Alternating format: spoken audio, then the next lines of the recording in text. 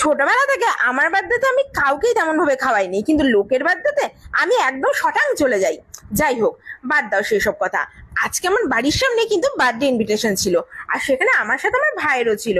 কিন্তু আমি অনেকটা রাত করে ফেলেছিলাম, ভেবেছিলাম আমি হয়তো একা একাই টেবিলে বসে খাবো, কিন্তু না, গিয়ে দেখছি আমার মতন আমার পাড়ার আরো অনেকে রয়েছে যারা আমার সঙ্গে দোসর বেঁধে এই টেবিলে বসে খাবে।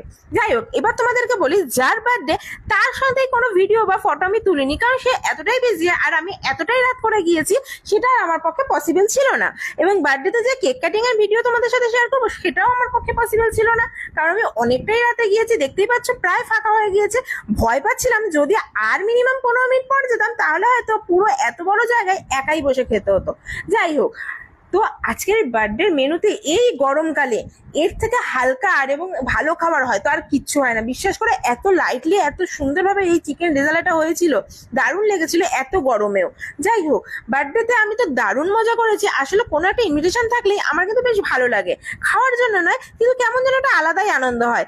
আচ্ছা, আমি কি বাচ্চাদের মতন হাবভাব করছি, নাকি আমি বড় হয়ে গিয়েছি এটা একটু বেশি এক্সট্রা দেখাচ্ছে? যাই হোক, এত কিছু আমি ভাবতে পারছি না।